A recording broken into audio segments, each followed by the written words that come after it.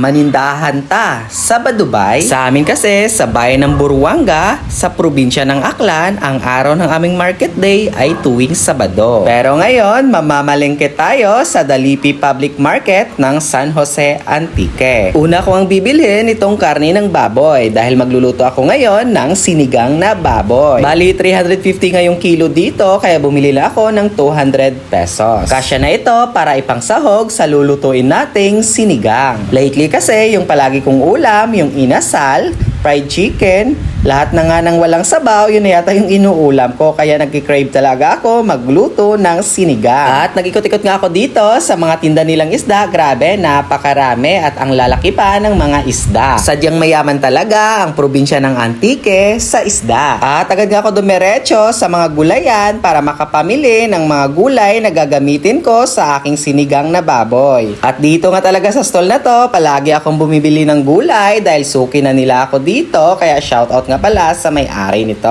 Kaya palagi ako bumibili dito, bukod sa fresh ang kanilang gulay, palagi pa nila akong binibigyan ng discount. Lipat ka pa ba ng ibang stall? O sige, ito na nga ang aking pinamili at babayaran na natin ito. Bali yung binili ko nga lang, kangkong, talong, okra, labanos at itong siling haba. At may muntik pa nga akong makalimutan na bumili ng bawang, sibuyas at nor sinigang mix. Dahil hindi makokompleto ang ating sinigang kapag wala ang mga iyon. Bali yung nagastos ko nga, umabot ng 345 pesos. Para lang po yun sa lulutuin nating sinigang. Grabe, diba? Napakamahal na talaga ng mga bilihin ngayon. Yung binili ko nga, para sa isang lutuan lamang yon. Dahil hindi naman ako makapamili ng marami dahil wala naman ako mapag-imbakan ng mga ito. Okay lang, kahit araw-araw mamalengke kasi malapit lang naman ito sa aking pinagtatrabahuan. At pagkatapos ko nga sa gulayan, pumunta naman ako dito sa may mga tindang prutas. Bumili nga lang ako ng grapes at itong cherry apple. Sabi kasi ng tindera, masarap daw itong cherry apple kaya napabili ako. At pagkatapos ng bayaran, agad ko naman itong hinugasan at kinain ko nga ito. Aba, masarap nga. At habang kumakain nga ako, nag-ikot-ikot ako dito para tingnan ang napakagandang produkto na gawa ng Antiqueño. O diba, napakagandang mamalengke dito sa Dalipi Public Market. At pagkatapos ng mamalengke, dumiretso na ako dito sa aking motorsiklo para makauwi na rin at maluto itong ating kinikrave na sinigang na baboy. Tanghali na kasi ako na malengke, bandang alas 11 na kasi ito ng umaga nung pumunta ako dito sa Dalipi Public Market. At sinasadya ko nga talagang malate ngayong araw dahil alam ko wala naman akong pasok ngayong araw. O sige, hanggang dito na lang ang ating mini videos. Salamat sa panonood.